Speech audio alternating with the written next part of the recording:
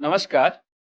हिंदी शिक्षण के इस कालांश में मैं डॉक्टर महेश चंद्र मासीवाल, विद्यालयी शिक्षा उत्तराखंड, आपका पुनः एक बार हार्दिक स्वागत एवं अभिनंदन करता हूं। आज के इस कालांश में हम कक्षा 11वीं के हिंदी पाठ्य पुस्तक आरोह के प्रथम पाठ नमक का दारोगा के प्रथम भाग पर चर्चा करेंगे। इस पाठ के चर्चा के बिंदु है लेखक परिचय, पाठ का स्वस्वर वाचन करना, कठिन शब्द एवं अर्थ एवं पाठ में प्रयुक्त मुहावरे। आइए पाठ पर चर्चा करें। मुंशी प्रेमचंद, जिन्हें संक्षेप में प्रेमचंद इस नाम से भी पुकारा जाता है, इनका मूल नाम धनपत राय था। इनका जन्म सन 1880 ईस्वी में हुआ। लम्हे गांव, उत्तर प्रदेश। अर्थात प्रेमचंद्र का जन्म सन 1880 ईस्वी में लम्ही गांव, उत्तर प्रदेश में हुआ। इनकी प्रमुख रचनाएं सेवा सदन, प्रेमाश्रम, रंगभूमि, निर्मला, कायाकल्प, गबन, कर्मभूमि, गोदान, ये सभी उपन्यास हैं तथा सोजे वतन, मानसरोवर जो कि 8 खंडों में उपलब्ध है, गुप्तधन, यह तीनों कहानी संग्रह है। करबला, संग्राम एवं प्रेम की देवी, यह प्रेमचंद्र के द्वारा लिखे 3 नाटक हैं। कुछ विचार एवं विविध प्रसंग, यह प्रेमचंद्र के द्वारा लिखे गए 2 निबंध संग्रह है। प्रेमचंद की मृत्यु सन 1936 ईस्वी में हुई। प्रेमचंद हिंदी कथा साहित्य के शिखर पुरुष माने जाते हैं। अर्थात प्रेमचंद्र को हिंदी कथा साहित्य में अग्रगण्य यानी सर्वश्रेष्ठ माना जाता है। कथा साहित्य के इस शिखर पुरुष का बचपन अभाव में बीता। स्कूली शिक्षा पूरी करने के बाद पारिवारिक समस्याओं के कारण जैसे तैसे बीए तक की पढ़ाई की। अंग्रेजी में एमए करना चाहते थे, लेकिन जीवन यापन के लिए नौकरी करनी पड़ी। सरकारी नौकरी मिली भी, लेकिन महात्मा गांधी के असहयोग आंदोलन में सक्रिय होने के कारण त्यागपत्र देना पड़ा। राष्ट्रीय आंदोलन से जुड़ने के बावजूद लेखक कार्य सुचारू रूप चलता रहा। लेखन कार्य सुचारू रूप चलता रहा। पत्नी शिवरानी देवी के साथ अंग्रेजों के खिलाफ आंदोलनों में हिस्सा लेते रहे। उनके जीवन का राजनीतिक संघर्ष उनकी रचनाओं में सामाजिक संघर्ष बनकर सामने आया। अर्थात प्रेमचंद के बारे में यहां बताया जा रहा है कि प्रेमचंद्र जी अपनी पत्नी शिवरानी देवी के साथ अंग्रेजों के खिलाफ अनेक आंदोलनों में उन्होंने हिस्सा लिया। उनके जीवन का राजनीतिक संघर्ष, जो भी उन्होंने परिदृश्य वहां देखा, वह उनकी रचनाओं में सामाजिक संघर्ष बनकर सामने आया, जिसमें जीवन का यथार्थ और आदर्श दोनों था। यानी यथार्थ, वास्तविकता, आदर्श, ऊंचे मूल्य दोनों थे। हिंदी साहित्य के इतिहास में कहानी और उपन्यास की विधा के विकास का काल विभाजन प्रेमचंद्र को ही केंद्र में रखकर किया जाता रहा है। जैसे यहां दिया गया है, प्रेमचंद पूर्व युग, प्रेमचंद युग, प्रेमचंदोत्तर युग। अर्थात यहाँ प्रेमचंद जी हैं, यानी प्रेमचंद्र का जीवन समय यहाँ है।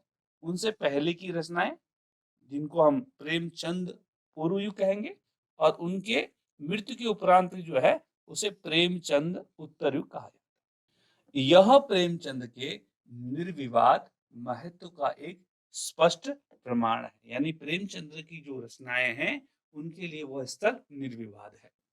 वस्तुतः प्रेमचंद ही पहले रचनाकार हैं जिन्होंने कहानी और उपन्यास की विधा को कल्पना और रोमानियत के धुंधलके से निकालकर यथार्थ की ठोस जमीन पर प्रतिष्ठित किया। अर्थात प्रेमचंद्र ही वो रचनाकार है जिन्होंने कहानी और उपन्यास की जो लिखने की शैली है उसको कल्पना, जो सृजनात्मकता होती है, उससे जो पहले की कवि थे वो अपनी रचनाओं में काफी कल्पनाशीलता को रखते थे। रोमानियत का अर्थ है रोमांच की अवस्था या भाव, यानी प्रेम संबंधी रचनाएं उसमें हुआ करती थी। धुंधल का अर्थ है अज्ञान से अथवा भ्रमित ज्ञान। तो यह सभी जो रचनाएं थी वह पूर्व की रचनाओं में यह सभी भाव देखने को आता था, मिलता था। किंतु प्रेमचंद्र ने अपनी जो रचनाएं हैं उनमें यथार्थ को, जो परिस्थितियां उन्हें जमीन पर दिखाई दी, जो घटनाएं उन्हें दिखाई दी, उन्हीं घटनाओं को अपनी रचनाओं में स्थान दिया। यह यहाँ कहना चाहते हैं। यथार्थ की जमीन से जुड़कर कहानी किस्सा गोई तक सीमित न रहकर पढ़ने पढ़ाने की परंपरा से भी जुड़ी। यानी उनकी जो कहानियां हैं वो कहानियां यथार्थ की जमीन से, यानी कोई गरीब व्यक्ति है तो गरीब व्यक्ति किस प्रकार अपना जीवन निर्वाह कर रहा है, साहूकार है वह किस प्रकार साहूकारी कर रहा है, उनकी यथार्थ घटनाओं को, सही घटनाओं को जुड़कर, और कहानी में किस्सा गोई यानी किस्सों तक, जो बूढ़े लोग कहानियां बताया करते थे वहीं तक सीमित ना रह करके उनको पढ़ने पढ़ाने पुस्तकों में भी जोड़ने का उन्होंने प्रयास किया। इसमें उनकी हिंदुस्तानी यानी हिंदी उर्दू मिश्रित भाषा का विशेष योगदान रहा। उनके यहाँ हिंदुस्तानी भाषा अपने पूरे ठाट बाट और जाति स्वरूप के साथ आई है। उनका आरंभिक कथा साहित्य कल्पना, संयोग और रोमानियत के ताने बाने से बुना गया है, लेकिन एक कथाकार के रूप में उन्होंने लगातार विकास किया और पंच परमेश्वर जैसी कहानी तथा सेवा सदन जैसे उपन्यास के साथ सामाजिक जीवन को कहानी का आधार बनाने वाली यथार्थवादी कला के अग्रदूत के रूप में सामने आए।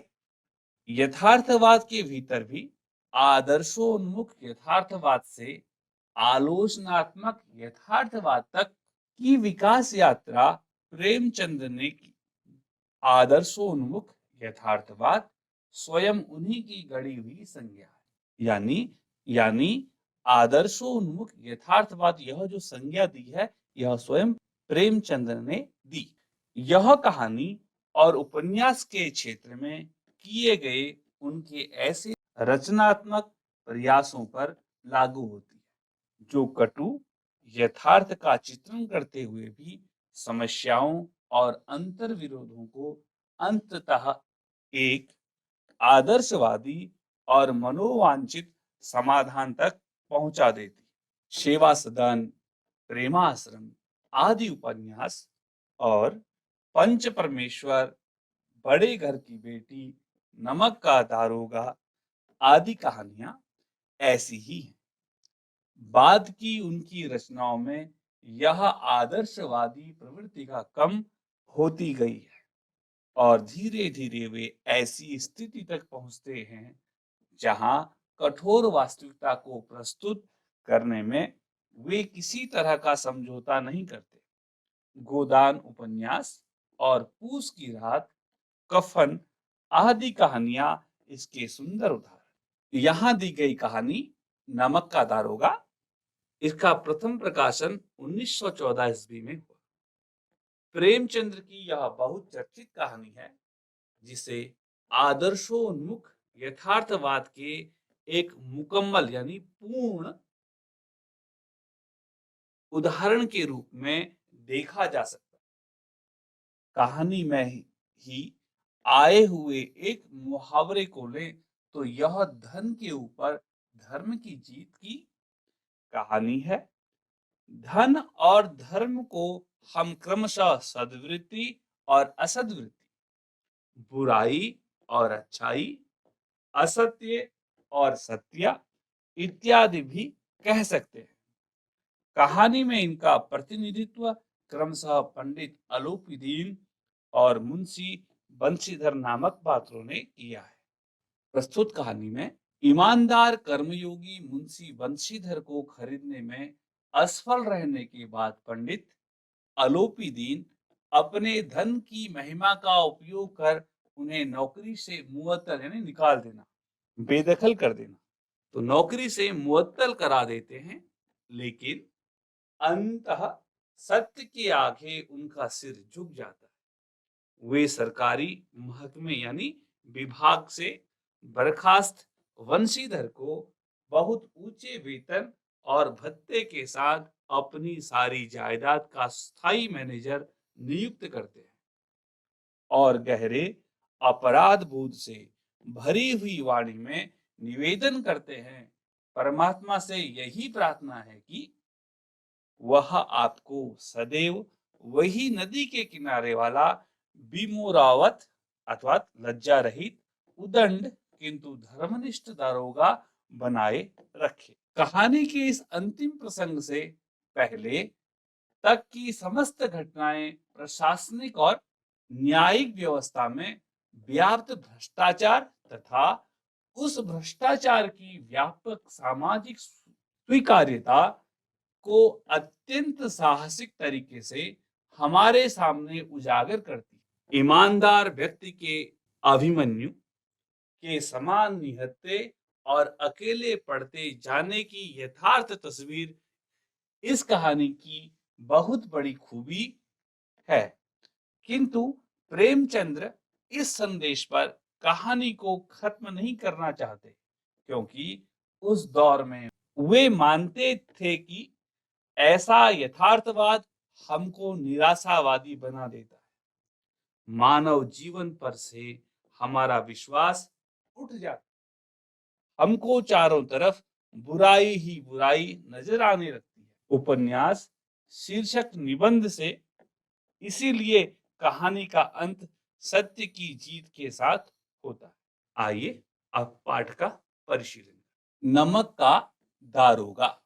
जब नमक का नया विभाग बना और ईश्वर प्रदत्त वस्तु के व्यवहार करने का निषेध हो गया, तो लोग चोरी छिपे इसका व्यापार करने लगे। लेखक यह कहना चाहता है कि जब नमक का नया विभाग बना, वर्तमान समय में नमक का विभाग हमें कहीं दृष्टिगोचर नहीं होता है, नहीं दिखाई पड़ता है, किंतु जैसे हमारे यहाँ जल विभाग है, बिजली का विभाग है, वन विभाग है, शिक्षा विभाग है, उसी प्रकार पहले एक नमक का विभाग हुआ करता था। लेखक यह कहना चाहता है, जब नमक का नया विभाग बना और यह ईश्वर प्रदत्त वस्तु जो भगवान ने हमें फ्री में मुफ्त में प्रदान की है, उस वस्तु को व्यवहार करने का निषेध हो गया, तो हम उसका आदान प्रदान मुफ्त में कर देते थे।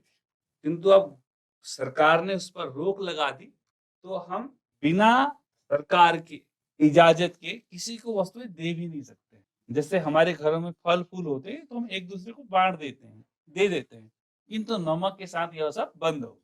तो लोग चोरी छिपे इसका व्यापार करने लगे, चोरी से लोग बेचने लगे। अनेक प्रकार के छल प्रपंचों का सूत्रपात हुआ और इसे बेचने के लिए अनेक प्रकार के छल किए जाने लगे।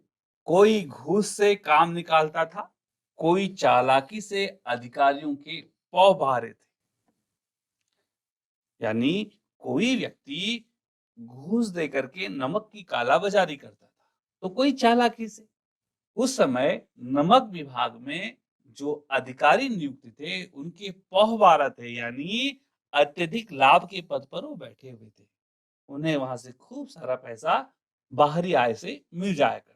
पटवारी गिरी का सर्वसम्मानित पद छोड़ छोड़कर लोग इस विभाग की बरकंदाजी करते थे। यानी पटवारी जैसे अहम पदों पर जो लोग नियुक्त थे, वह लोग भी पटवारी के सर्वसम्मानित पद को छोड़कर इस विभाग की बरकंदाजी यानी बंदूक लेकर चलने वाला सिपाही।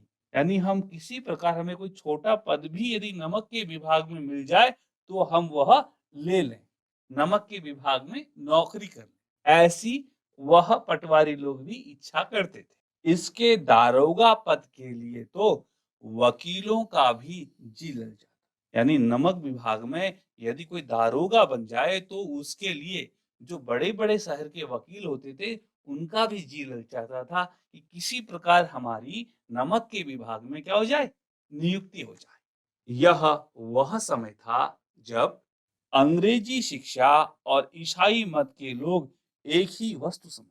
फारसी का प्राबल्य था और फारसी जो भाषा थी वह बहुत अत्यधिक रूप में बोली जाती थी, पढ़ी जाती थी। प्रेम की कथाएं और श्रृंगार रस के काव्य पढ़कर फारशीदा लोग सर्वोच्च पदों पर नियुक्त हो जाया करते। प्रेम की कथाएं और श्रृंगार रस के काव्यों को पढ़कर जो फारसी पढ़े हुए लोग थे वही लोग सर्वोच्च पदों यानी ऊंचे ऊंचे पदों पर नियुक्त हो जाते। मुंशी बंशीधर भी जुलेखा की विरह कथा समाप्त करके मजनू और फरहाद के प्रेम वृतांत को नल और नील की लड़ाई और अमेरिका के आविष्कार से अधिक महत्व की बातें समझते हुए रोजगार की खोज में निकले। उसी प्रकार इस कहानी के जो मुख्य पात्र है मुंशी बंशीधर भी, उन्होंने भी जुलेखा की विरह कथा को पढ़ा। मजनू और फरहाद जो संभवतः फारसी में होंगे उनकी कहानियों को भी पढ़ा। और यह सब पढ़ने के बाद जब उन्हें लगा कि जीवन में कुछ करना है, आगे बढ़ना है, घर को चलाने के लिए कुछ रोजगार करने की आवश्यकता है, तो रोजगार की खोज में घर से निकले। उनके पिता एक अनुभवी पुरुष थे, समझाने लगे। जब यह घर से निकले तो उनके पिता उन्हें समझाने लगे, बेटा घर की दुर्दशा देख रहे हो, ऋण के बोझ से दबे हुए हैं। लड़कियां हैं वह घास फूस की तरह बढ़ती चली जाती है। मैं कगारे पर का वृक्ष हो रहा हूं, न मालूम कब गिर पड़ूं। तो जब मुंशी बंशीधर अपने घर से निकले तो उनके पिता उन्हें सीख दे रहे हैं कि बेटा आज आप हमारे घर की दुर्दशा को देख रहे हो। हम सभी लोग ऋण के बोझ से दबे हुए हैं, यानी हमारे ऊपर साहूकारों का बहुत बड़ा कर्ज है। और फिर घर में लड़कियां हैं, वह घास फूस की तरह बढ़ती जा रही, जैसे शुक्ल पक्ष का चंद्रमा बढ़ता है उसी प्रकार यह लड़कियां भी बढ़ती जा रही हैं। और फिर आगे चल के हमें इनका विवाह भी करना होगा, तो वह भी जिम्मेदारी आपकी है। और मैं कगारे पर का वृक्ष हो रहा हूं, यानी मैं तो अब बूढ़ा हो चुका हूं, सूख गया हूं, कुछ कर नहीं सकता हूं, कमा नहीं सकता हूं, ना मालूम कब गिर पड़ूं, न जाने मेरी कब रात हो जाए। अब तुम ही घर के मालिक मुख्तार। तो इसलिए बंशीधर को बूढ़े उनके पिता समझा रहे हैं कि अब तुम ही घर के मालिक, इस घर के मालिक तुम ही हो, मुख्तार भी तुम ही हो। मुख्तार यानी कलेक्ट्री में वकील से कम दर्जे का एक वकील। नौकरी में ओहदे की ओर ध्यान मत देना। बेटा तुम नौकरी करने जा रहे हो पर नौकरी पर अपने ओहदे पर ध्यान, ओहदा यानी पद, आपको छोटा पद मिले अथवा बड़ा पद मिले उस पद पर ध्यान मत देना। यह तो पीर का मजार है, यह जो पद है वह तो पीर का मजार है। निगाह चढ़ावे और चादर पर रखनी चाहिए। यानी जिस भी पद पर तुम रहो वहां निगाह अपनी चढ़ावे पर, चढ़ावे कि सामने वाला व्यक्ति आपको क्या कितना धन दे रहा है, और चादर पर, उस चादर में आपका कितना धन है इसी पर आपको अपनी नजर रखनी है। ऐसा काम ढूंढना जहां कुछ ऊपरी आय हो, और ऐसी कोई नौकरी ढूंढना जहां महीने की तनख्वाह की अपेक्षा आपको कुछ ऊपर से आय हो जाए। मासिक वेतन तो पूर्ण मासिक का चांद है। जो एक दिन दिखाई देता है और घटते घटते लुप्त हो जाता है। महीने की जो तनख्वाह है वह तो पूर्णमासी के चाँद के समान है, जो महीने में एक ही बार मिलती है और वह भी घटते घटते एक दिन लुप्त हो जाती है, समाप्त हो जाती है। किंतु ऊपरी आय बहता हुआ स्रोत है। किंतु जो ऊपर से मिलने वाला धन है, घूस का धन है, रिश्वत का धन है, वह तो बहता हुआ स्रोत है, जिससे सदैव प्यास बुझती है। वह धन कभी समाप्त नहीं होता, रोज हमें प्यास लगती है और रोज हम उस धन को यानी उस प्यास पानी रूपी धन को पीते हैं। उसी धन से हमारी प्यास बुझती है। वेतन मनुष्य देता है। जो भी व्यक्ति विभाग में कार्य कर रहा है तो सरकार उसको वेतन देती है। तो वेतन मनुष्य देता है, इसी से उसमें वृद्धि नहीं होती। इसी से उसमें वृद्धि नहीं होती। ऊपरी आमदनी ईश्वर देता है, यानी जो ऊपर की कमाई है वह व्यक्ति को भगवान देता है। इसी से उसको बरकत होती है। बरकत यानी समृद्धि, यानी ऊपरी कमाई के द्वारा ही व्यक्ति में समृद्धि आती है, शक्ति आती है, वो अपने शौकों को पूरा कर सकता है, बड़ी-बड़ी गाड़ियां खरीद सकता है। तो यह सब ईश्वर प्रदत्त है। तुम स्वयं विद्वान हो, तुम्हें क्या समझ, इस विषय में विवेक की बड़ी आवश्यकता है। यानी तुम विद्वान हो, फिर भी जब आप यह कार्य करें तो वहां विवेक की बहुत बड़ी आवश्यकता है। मनुष्य को देखो, उसकी आवश्यकता को देखो और अवसर को देखो, उसके उपरांत जो उचित समझो करो। अब उनके पिताजी कहते कि तो आपके सामने जो भी व्यक्ति आए, पहले उस मनुष्य को देखो, फिर उसकी आवश्यकता को देखो और अवसर को देखो कि आप उससे कितना धन कमा सकते हो। उसके उपरांत जो उचित समझो वह करो। गरज वाले आदमी के साथ कठोरता करने में लाभ ही लाभ है। गरज वाले यानी अनुशासनहीन व्यक्ति, यानी जो व्यक्ति गलत कार्य करता है, ऐसे आदमी के साथ अगर आप कठोरता करोगे तो तुम्हारे लाभ ही लाभ है। लेकिन बेगैरज को दांव पर पाना जरा कठिन है। बेगरज क्या है? बेपरवाह व्यक्ति, जो परवाह नहीं करता। यदि आप उस पे करोगे जो आपको धन देना ही नहीं चाहता, ऐसे व्यक्ति पर यदि आप जोर जबरदस्ती करोगे तो थोड़ा धन पाना कठिन होता है। इन बातों को निगाह में बांध लो। निगाह यानी दृष्टि में, दिमाग में रख लो। यह मेरी जन्म भर की कमाई है। मैंने जीवन में नौकरी करके अपने अनुभव से यही सब कुछ सीखा है। इस उपदेश के बाद पिताजी ने आशीर्वाद दिया। वंशीधर आज्ञाकारी पुत्र थे। ये बातें ध्यान से सुनी और तब घर से चल खड़े हुए। इस विस्तृत संसार में उनके लिए धैर्य अपना मित्र, बुद्धि अपनी पथ प्रदर्शक और आत्मावलंबन ही अपना सहायक था। लेकिन अच्छे सकून से चले थे। जाते ही जाते नमक विभाग के दारोगा पद पर प्रतिष्ठित हो गए, अर्थात नियुक्त हो गए। अब जैसे ही मुंशी वंशीधर घर से निकले, तो घर से निकलने के बाद ही उन्हें नमक विभाग में दारोगा के पद पर नियुक्ति मिल गई। दारोगा आधुनिक समय में आप उन्हें इंस्पेक्टर कह सकते हैं। और जाते जाते वह नमक के विभाग में दारोगा यानी इंस्पेक्टर के पद पर नियुक्त हो गए, जिसमें वेतन अच्छा और ऊपरी आय यानी रिश्वत, घूस का तो ठिकाना ही न था। यानी वेतन भी अच्छा था और ऊपरी आय, घूस, रिश्वत तो खूब सारी मिलती ही थी। वृद्ध मुंशी जी को सुख संवाद मिला तो फूले न समाये। वृद्ध बूढ़े मुंशी जी को जब यह पता लगा कि वंशीधर जी की दारोगा पद पर नियुक्ति हो गई है, तो वे फूले न समाये, यानी वह बहुत खुश हुए।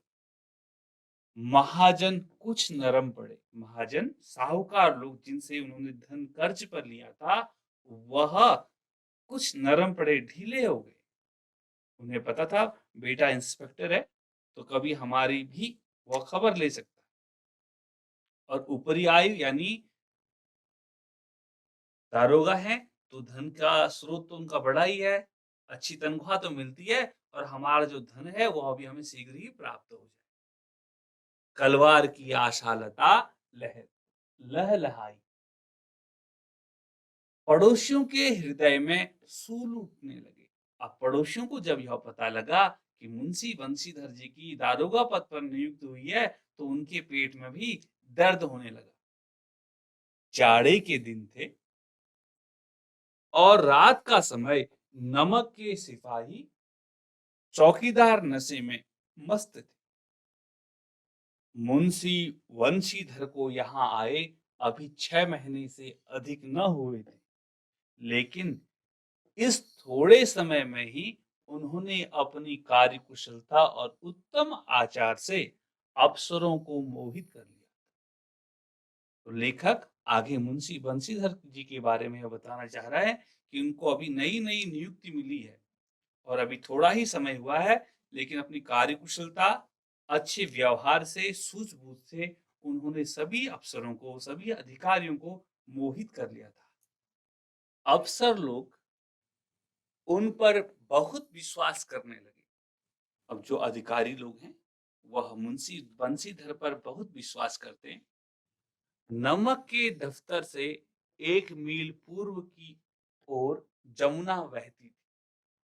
जो नमक का दफ्तर है यानी कार्यालय है, उस कार्यालय से 1 मील पूर्व की ओर यानी लगभग 2.5 किलोमीटर पूरब की ओर जमुना नदी बहती थी। उस पर नावों का एक पुल बना हुआ था। दारोगा जी किवाड़ बंद किए मीठी नींद से सो रहे थे। अचानक आंख खुली तो नदी के प्रवाह की जगह गाड़ियों की गड़गड़ाहट तथा मल्लाहों का कोलाहल सुनाई दिया। तो दारोगा जी किवाड़ बंद करके रात्रि में जब सो रहे थे, तो अचानक उनकी नींद खुली तो देखा कि नदी के प्रवाह में, जब नदी का वेग, नदी बह रही है, वहां गाड़ियों की गड़गड़ाहट यानी गाड़ियों की पहियों की चलने की आवाज आ रही है। और जो नाव की जो मल्लाह है, नाव को चलाने वाले, तो उनका कोलाहल, उनका शोर सुनाई पड़ रहा है। उठ बैठे, इतनी रात गए, गाड़ियां क्यों नदी के पार जाती है? यानी इतनी रात का समय हुआ है, गाड़ियां क्यों नदी से पार जाती है? अवश्य कुछ ना कुछ गोलमाल है, जरूर कुछ गड़बड़ है। तर्क ने भ्रम को पुष्ट किया। वर्दी पहनी, तमंचा जेब में रखा और बात की बात में घोड़ा बढ़ाए हुए पुल पर आ पहुंचे। और उसके बाद उन्होंने वर्दी पहनी, तमंचा जेब में रखा और बातों ही बातों में अपना घोड़े पर बैठे और घोड़े पर बैठ करके पुल पर आ पहुंचे। गाड़ियों की एक लंबी कतार पुल के पार जाती दिखी। तो उन्होंने देखा कि गाड़ियों की बहुत लंबी लाइन पुल से पार जा रही है। डांट कर पूछा, किसकी गाड़ियां? थोड़ी देर तक सन्नाटा रहा, यानी शांति रही, कोई कुछ नहीं बोला। आदमियों में कुछ कानाफूसी हुई। तब आगे वाले ने कहा, पंडित अलोपी दीन की, यानी यह गाड़ियां पंडित अलोपी दीन की हैं। तब वंशीधर जी बोले, कौन पंडित अलोपी दीन? तो वह कहता है, दातागंज के, यानी दातागंज स्थान का नाम है। दातागंज के रहने वाले जो पंडित जी हैं, पंडित अलोपी दीन, उनकी यह गाड़ियां हैं। मुंशी बंशीधर चौकी। उनको बड़ा आश्चर्य हुआ जब उस गाड़ी वाले ने पंडित अलोपी दीन जी का नाम लिया। मतलब पंडित अलोपी दीन इस इलाके के सबसे प्रतिष्ठित यानी प्रसिद्ध व्यक्ति है, प्रसिद्ध जमादार हैं।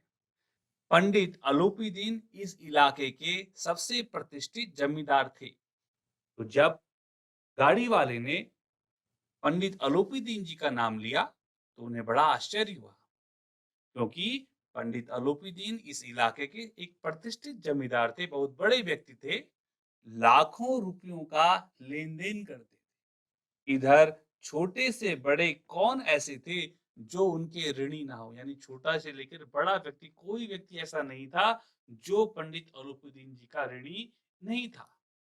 और व्यापार भी बड़ा लंबा चौड़ा था, यानी उनका जो व्यापार था वो बहुत फैला हुआ था, बहुत बड़ा व्यापार था। बड़े चलते पुर्जे आदमी थे, यानी बहुत लोगों से उनकी, बड़े ऊंचे ऊंचे लोगों से उनकी पूछ थी, उनसे परिचय था।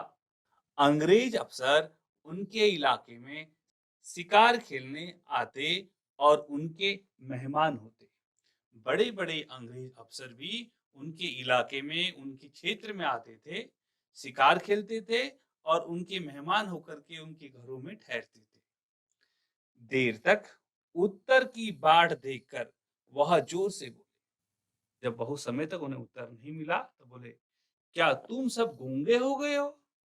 हम पूछते हैं इनमें क्या लदा है? तब मुंशी बंशीधर जी जब उन्हें देखते भी किस किन गाड़ियों में क्या है, तो बोलते, क्या तुम सब गूंगे हो गए हो? यानी कोई भी व्यक्ति उन्हें उनकी बात का उत्तर नहीं देता। तो पुनः वो कहते हैं, हम पूछते हैं कि इन गाड़ियों में क्या लदा है, यानी इन गाड़ियों में क्या है? जब इस बार भी कोई उत्तर न मिला तो उन्होंने घोड़े को एक गाड़ी से मिलाकर बोरे को टटोला। भ्रम दूर हो गया। जब इस बार भी उन्हें उन गाड़ी वालों से कोई उत्तर नहीं मिला तो उन्होंने घोड़े को एक गाड़ी से मिला करके, सटा करके एक बोरे को टटोला, बोरे में हाथ लगाया, तो उनका जो भ्रम है वह दूर हो गया। यह नमक के ढेले थे, यानी उन बोरों में बंद होकर के नमक जा रहा था। पंडित अलोपीदीन अपने सजीले रथ पर सवार कुछ सोते कुछ जागते चले आते थे। और जब यह घटना का पता पंडित अलोपीदीन जी को लगा तो अपने सजीले रथ पर, यानी सजे हुए रथ पर, कुछ सोते हुए यानी आधी नींद में, कुछ सोते हुए कुछ जागते हुए चले आते थे। अचानक कई गाड़ी वालों ने घबराए हुए आकर जगाया और बोले, महाराज, दारोगा ने गाड़ियां रोक दी और घाट पर खड़े आपको बुलाते हैं। अचानक कई गाड़ी वालों ने, गाड़ीवान जो गाड़ी को चला रहे हैं उन्हें गाड़ीवान कहते हैं, तो उन्होंने घबराए हुए आकर के पंडित जी को जगाया और बताया कि दारोगा ने पुल पर गाड़ियों को पकड़ लिया है और अब आपको बुला रहे हैं। पंडित अलोपीदीन का लक्ष्मी पर अखंड विश्वास था। जो पंडित अलोपीदीन है वह क्षेत्र के बड़े जमींदार हैं, बहुत बड़ा व्यापार है, तो उनके पास को धन भी है, था धनाढ़ वो है, तो उनका लक्ष्मी यानी धन पर अत्यधिक विश्वास है। वह कहा करते थे कि संसार का तो कहना ही क्या, स्वर्ग में भी लक्ष्मी का ही राज्य है। वह यह कहना चाहते थे कि संसार का क्या कहना, जो वस्तु मुझे आज तक प्राप्त नहीं हुई वह मैं धन के बल से खरीद सकता हूं, पर इस तो यह धन इस संसार में ही नहीं, स्वर्ग में भी लक्ष्मी का ही राज्य है। यानी यदि मेरे पास आज अच्छा धन है तो मुझे स्वर्ग में भी अच्छा ही सुख सुविधाएं प्राप्त होंगी। उनका यह कहना यथार्थ ही था, यानी ठीक ही था। न्याय और नीति सब लक्ष्मी के ही खिलौने हैं। यानी आप यदि आज के समय में किसी से न्याय मांग रहे हैं, नीति मांग रहे हैं, तो वह धन के ऊपर निर्भर करता है कि आपके पास कितना धन है। इन्हें वह जैसे चाहती है न चाहती। आइए पाठ में आए हुए कुछ प्रश्नोत्तरों पर आप चर्चा करें। प्रश्न है, निम्न पंक्तियों को ध्यान से पढ़िए। नौकरी में ओहदे की ओर ध्यान मत देना, यह तो पीर का मजार है। निगाह चढ़ावे और चादर पर रखनी चाहिए, ऐसा काम ढूंढना जहां कुछ ऊपरी आय हो। मासिक वेतन तो पूर्णमासी का चांद है, जो एक दिन दिखाई देता है और घटते घटते लुप्त हो जाता है। ऊपरी आय बहता हुआ स्रोत है, जिससे सदैव प्यास बुझती है, वेतन मनुष्य देता है। इसी से उसमें वृद्धि नहीं होती, ऊपरी आमदनी ईश्वर देता है, इसी से उसकी बरकत होती है। तुम स्वयं विद्वान हो, तुम्हें क्या समझाऊं? तो इसमें पहला प्रश्न है, यह किसकी उक्ति है? इस गद्यांश में जो बातें आई हैं, यह किसने कही हैं? तो उत्तर होगा वृद्ध मुंशी जी ने।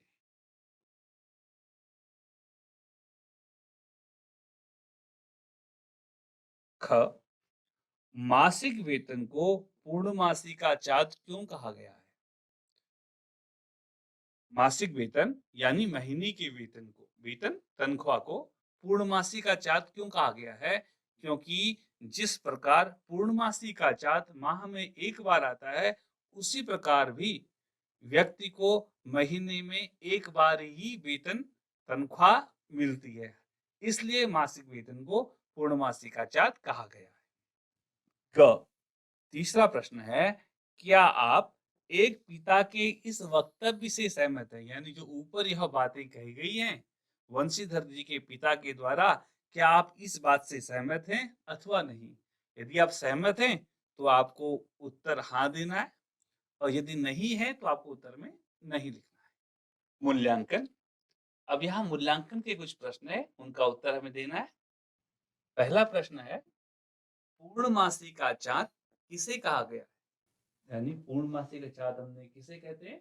तो उत्तर हो जाएगा मासिक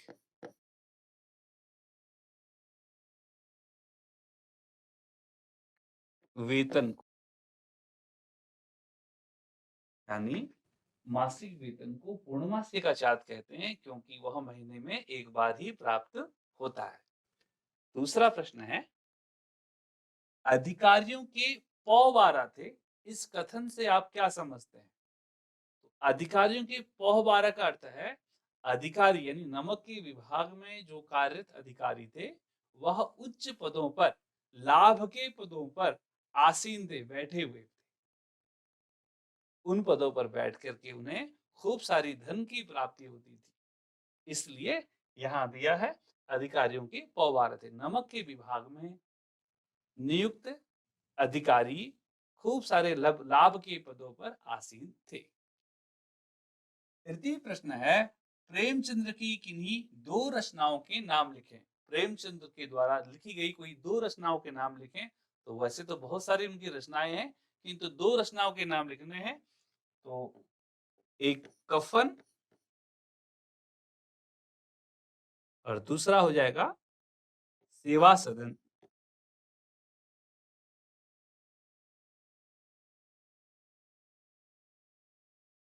अन्य भी उन्हीं की रचनाएं हैं, नमक का दारोगा भी उन्हीं की रचना है। चौथा प्रश्न है, प्रेमचंद्र का जन्म कहाँ हुआ था? तो उत्तर हो जाएगा प्रेमचंद्र का जन्म लम्ही गांव उत्तर प्रदेश में हुआ था। आज का गृह कार्य है, यदि आप एक दारोगा के पद पर नियुक्ति पाना चाहेंगे तो उसकी प्राप्ति के लिए आपको किन किन औपचारिकताओं का पूरा करना होगा, एक आलेख तैयार कीजिए।